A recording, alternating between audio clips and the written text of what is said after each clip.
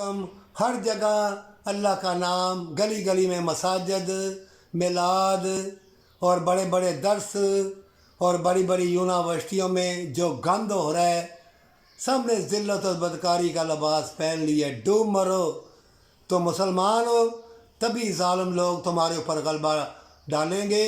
اے مومنوں، اے منٹری مینوں، اے ملک اور قوم اور پاکستان اور مسلمانوں کے رکھوالو، ایمان کے رکھوالو، اللہ پہ بھروسہ رکھنا، اللہ تمہاری مدد کرے گا۔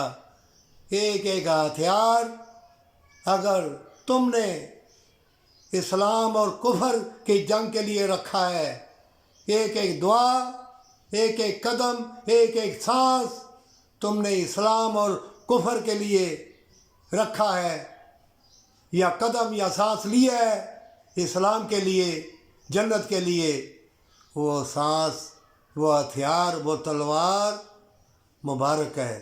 علی علی کہنے والے بو علی کلندر بن گئے، علی علی کہتے رہنا رضی اللہ تعالیٰ عنہ۔